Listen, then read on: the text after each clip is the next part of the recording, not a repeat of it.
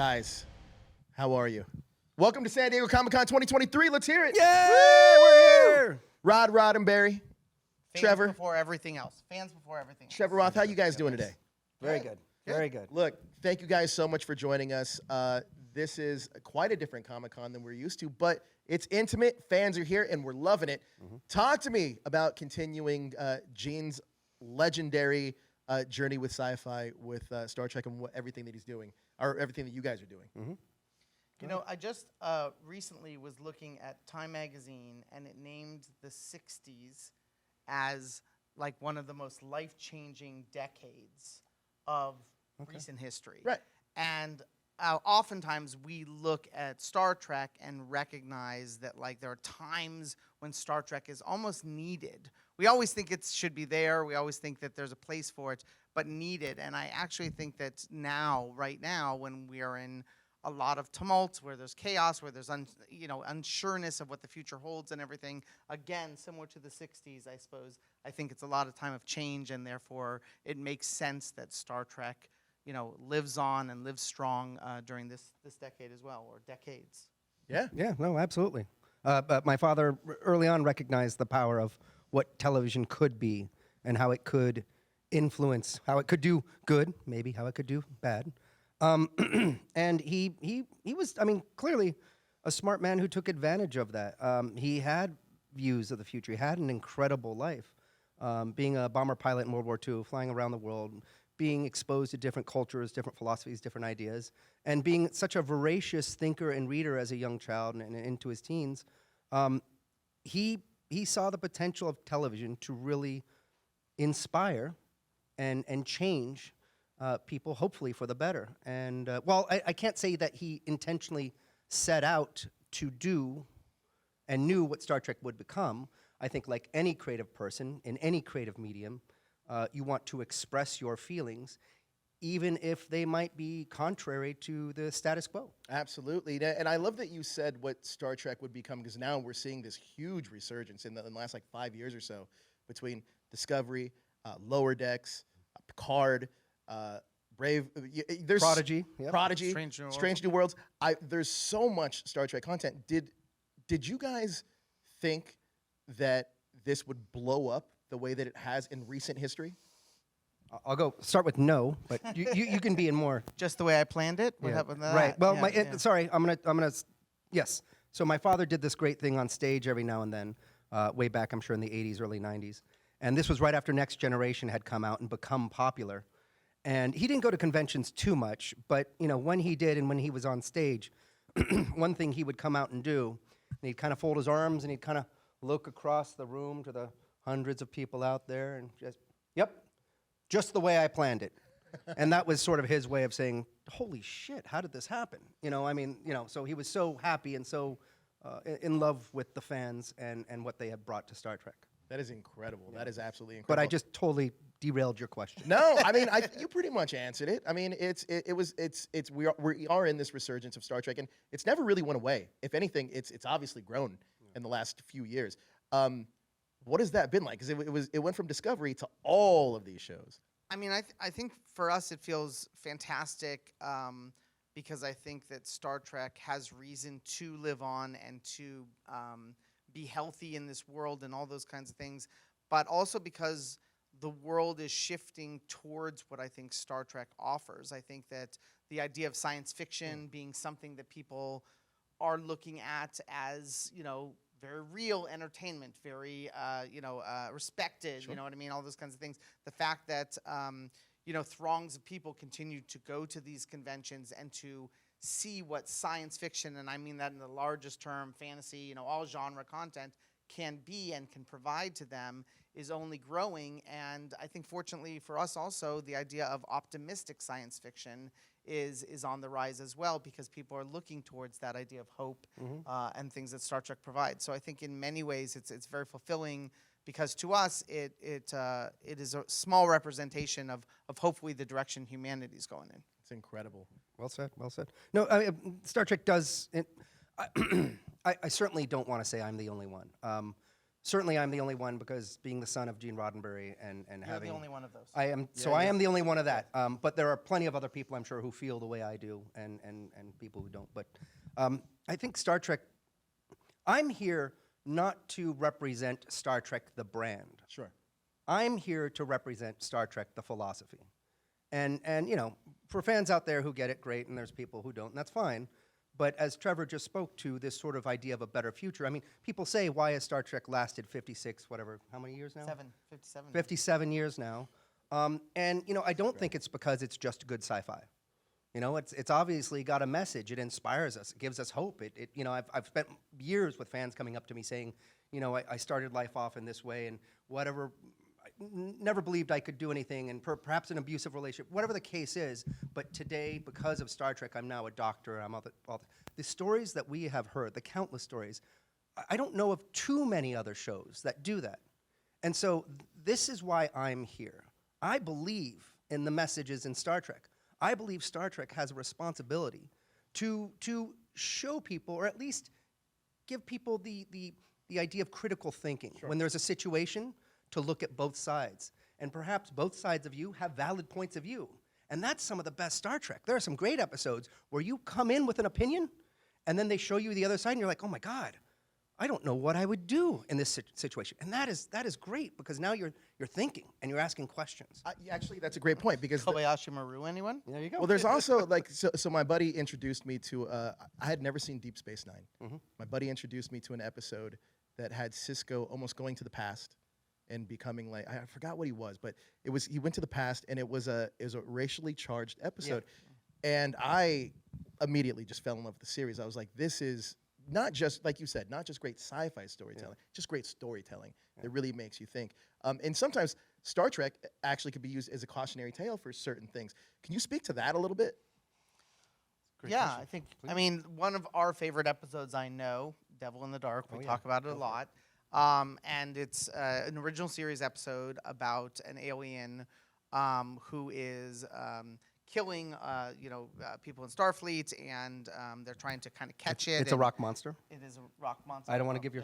Okay. And eventually we find out through the Vulcan mind meld that in fact. And if I could quickly jump in, ahead, what's very important to me in that episode is that after they try to shoot it and kill it because it's killing humans. Sure. You know, Spock says, "Well, has anyone tried to talk to this thing?" Essentially, you know, and now they do the mind meld and they communicate and they find out that really this monster was truly just a mother trying to protect its young, and that we were infiltrating her home. And killing its children because killing its crystals were its children. Yes. It's what we were mining. To your point, I guess what I would say is, as a cautionary tale, that is one just very large, cautionary tale about like, hey, let us not think that we know everything. Let us make sure we are looking at other perspectives. Let us make sure we are thinking about the advantage points of other beings, people, what have you, before we decide on a plan of action or how we feel or how we should be thinking about things. And I think, truthfully, if you look at the universe of our universe today, I think a lot of people could take a lesson from that and look at that as a cautionary tale for what is happening when we don't do that. Sure. All of us, me included, of course. The Star Trek universe is huge. I mean, it's been going on 57 years. 57 years. It's incredible. 57 years of storytelling, great storytelling. And now like I said earlier, we have this resurgence of all this new content. What's a great jumping on point for any new fan that wants to get into the older stuff? Rod, I see you raising your hand. So there are 5 shows out. Well, I mean, certain ones are in production, certain ones are not.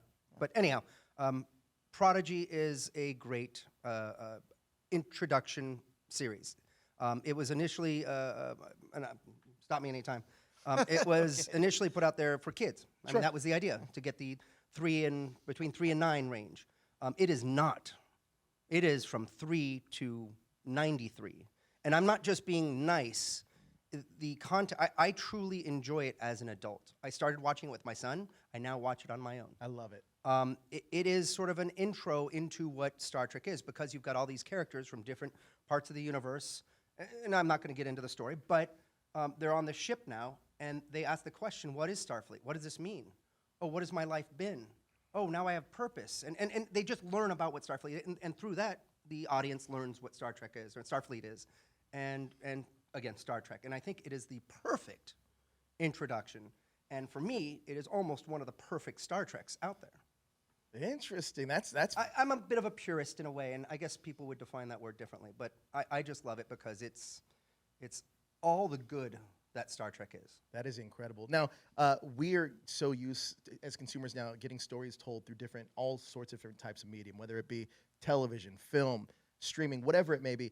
Are there any plans for you guys to expand that storytelling in more of an immersive way, whether it be video games or? Yeah, no, I mean, I know that, and it is not just an us question, but I will say that I think the idea today of making sure that you are actually taking all the different ways you can engage a franchise, this, like Star Trek, and making sure that each of those ways is not, a regurgitation of something you already know, but true storytelling in its purest form is most assuredly the goal, and I think the probable tact, if you will. So I think from that standpoint, every opportunity we can get to make sure that we are storytelling within this vast universe of possibility is something that we encourage and love to see and aim for. That's in addition to, I think, the idea of immersion for Star Trek as well. The ability for you to tell the story as part of the universe and being, living within that as much as possible, which I think Star Trek has always done better than most and most of the time. Now, Star Trek has been around for 57 years, and you guys are continuing to tell phenomenal stories without missing a beat and telling fresh new stories. Is there any new pockets of the Star Trek universe that you guys would like to explore now? I mean, we already have a ton of shows out there. How long do we have? Right. Let me get my list. Trevor did an incredible job, but he built this giant, right in our lobby, it's like, 9-foot poster of sort of the Star Trek timeline. And it's when every show was on. It has this sort of timeline for TV and timeline for movies and where things cross over. And he went in and he identified all the gaps. And he identified the important moments, when Starfleet was created. And when you look at this thing, you can just visually go like, oh my God, well, I'd love to know what happened right in here and in here and in here. I mean, there's obviously millions of years, or well, no, maybe not millions, thousands of years to go. Even though the poster does go back millions of years, that was because of a Voyager episode, I thought. Yeah. Okay. Look, I mean, and dare I bring up the opposing entity, but when I look at Star Wars and Rogue One as a great example, I mean, literally, I remember that line in the original Star Wars that I watched as a kid. And there's this just one little and by the way, a lot of people died getting us this information. Like literally, not, that was something like that. Almost a throwaway line. It was almost nothing. Yeah. And for them to recognize, oh my God, we could take that and tell a story there. We're looking that on a mass scale on Star Trek and go, oh my God, how many of those one lines, not to mention the 10-year period, the 100-year period, the 1,000-year period here, or the unique that characters we can look at, and the characters as well that have not yet been explored. So I think it's a constant mining, but I think it's also important not to mine only in the rear view, but mine looking out the dashboard to the future as well. Star Trek is most often or almost always at its strongest when it is making sure to look forward in some way, even if it is gathering things from our past. That is incredible. By the way, is that timeline available publicly?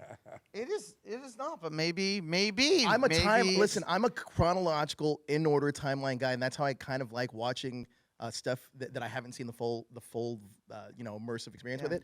I would love to get my hands on that. It's a really cool poster, and it was done not just for information. It was graphically. It's beautiful. I mean, it's well done. It's pretty cool. But and it's I mean, for us, it's a very helpful tool through which we can look at these 57 years all at one time and really organize it in our brains or have it organized for us so that we can see that picture as clearly as possible. So that's incredible. Now, the last season of Picard was incredible storytelling, not just in sci-fi, just on television or streaming, period. Fantastic. Do you guys have any? Look, I'm a huge Jonathan Archer guy. I'm just gonna throw it out there. Any chances we get a Jonathan Archer kind of like Picard type of show? Well, can you sing the theme song to it? I got faith of the heart. I love that theme song. Yeah, look, I think never say never. Everything is definitely up for grabs. Jonathan Archer was a great captain that I think, in our opinion, was sort of cut short in the 4 seasons. Agreed. So, is there a possibility of his return? Of course. We're not no dropping promises, hints, but anything's possible. Oh, I can't wait. Well, look, guys, thank you so much for stopping by today. It's been amazing talking to you two. And if I can get my hands on that timeline, I'm just saying. But thank you guys for joining us here at San Diego Comic-Con Absolutely. 2023. It's been incredible talking to you guys. Thank you very Thanks, much. everyone. you. Live long All and right. prosper.